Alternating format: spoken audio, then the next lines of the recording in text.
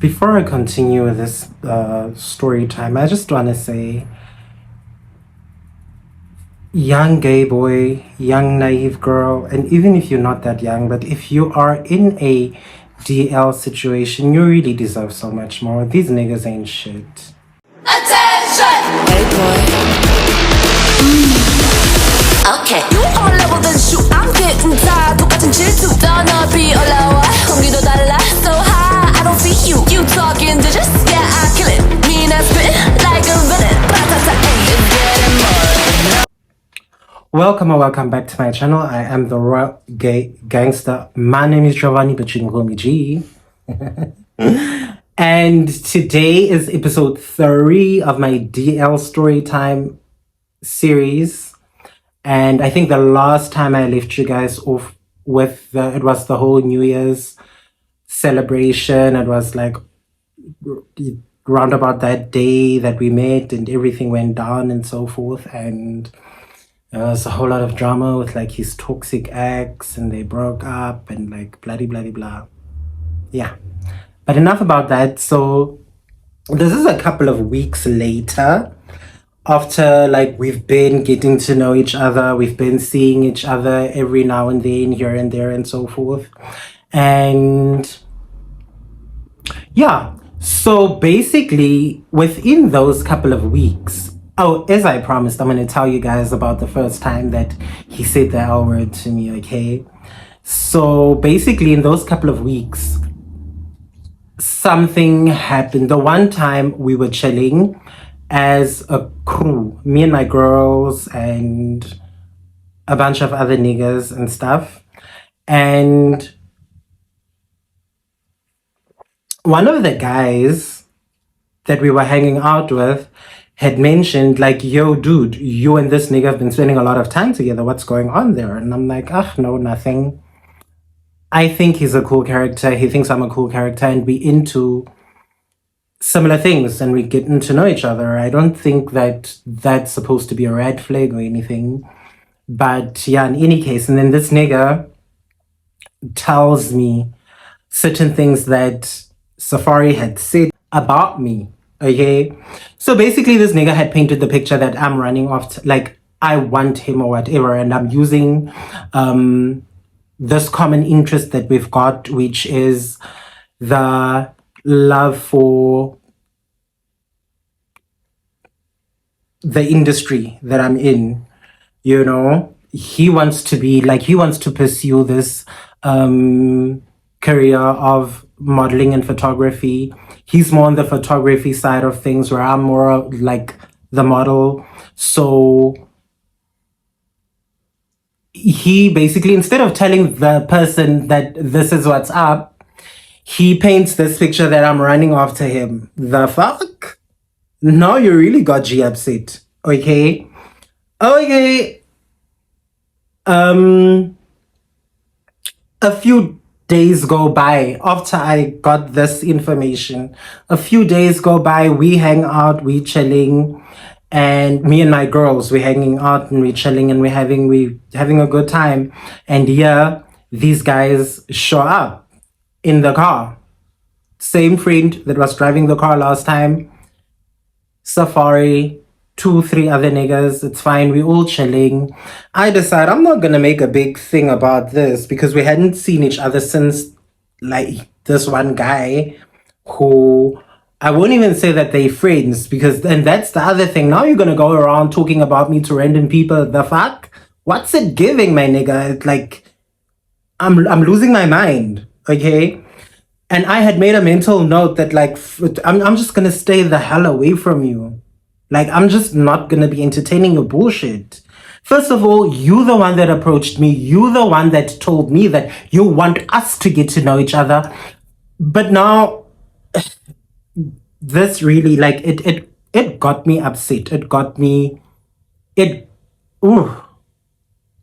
But in any case, enough about that. Let's not dwell on past mistakes. In any case, yeah, he comes with his boys, me and my girls, we all hanging out, we are all vibing and stuff. And somebody suggests a pot, or something. And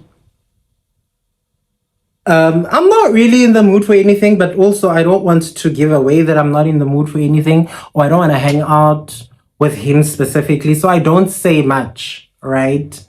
And he decides to tell me, like, let me and you go and get a few of the things. They're gonna have to come and get my pot, right, at my house, and like a few other things to obviously make this pot happen. And he wants to go with me. I'm like, nah, you know what? I'll just chill. You go with somebody else. But like, he's insistent. And I'm not really feeling it. But we end up going. I end up going with him in any case. And I don't really talk to him. I don't really say much to him in the car. Right? And he keeps on asking me, are you okay? Are you fine? Do you want to talk about anything? Why do you seem so distant? Why do you seem so different? Blah, blah, blah, blah. And I tell him straight up, I don't think you know me well enough to know when I'm distant or not. It's not giving that. So relax, chill out. We have the pot and like we hanging out, but like I think everybody could notice that I'm like not really trying to entertain him that much. I'm not trying to have much conversation with him. I'm not trying to like be the friendly person that I normally am and so forth. And then a few days after the pot happened, he comes to my house. So now he doesn't have a car, right? I don't know what happened to his car at the time. So he's roaming around with his parents' car. I think his dad's car, something like that. And when I say this nigga was like not even an after 9, this nigga was like an after 11. Because this nigga would show up at my house after 11 every single night, right? And he would show up and yeah, so on this particular night, I decide, you know what?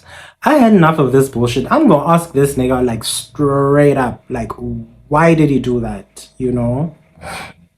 And he says to me that he panicked and he didn't know how to handle the questions that was being thrown at him.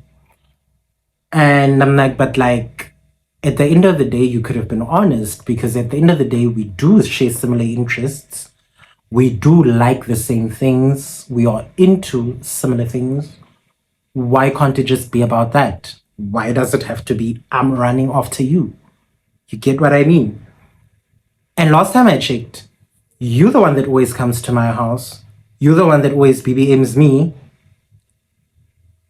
Why am I the one running after you? Okay, can I be honest and tell everybody that these exact same things? Can I show everybody our texts? Can I show everybody what we talk about? Can I let everybody know what's what? And I'm very heated in this moment. I'm like, you know what? Thank you for the food.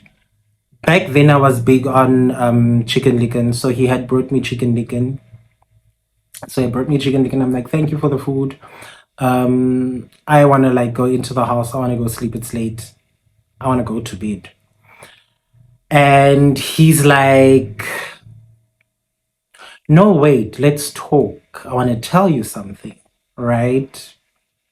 And Izzy, like, he can see that I'm very, very heated. And I guess he panicked because he's like, okay, what am I going to say now? What am I going to do? And before I know it, he says, I love you. And I'm like, huh? He's like, yeah, I love you. I'm like, okay. And then I guess he waited for me to say it back, but I was just like, okay, because I was very irritated. But also, how do you love me when it's been a few weeks? How do you love me when it's when you went around spreading lies about me? What's it giving, my nigga? This doesn't make sense. But I'm not saying anything in this moment. I actually am one of my love languages is words of affirmation. Whether he meant it or not, because I recently also found out that niggas will say I love guys, niggas ain't shit. Niggas ain't shit. I recently found out that a nigga can say to you I love you and not even give a damn. He's only saying it to make you happy. So whether he said it because he meant it or whether he said it to shut me up, I won't know. But like I said, this is a DL motherfucker, so we will never know the truth, will we? I am the Royal Gay Gangster. My name is Giovanni, but you can call me G. And please don't forget to like, comment, and subscribe.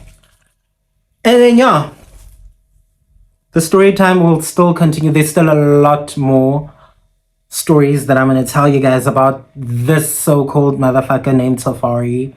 So stay tuned. And another thing, another PSA. Guys, somebody's coming out story is not your story.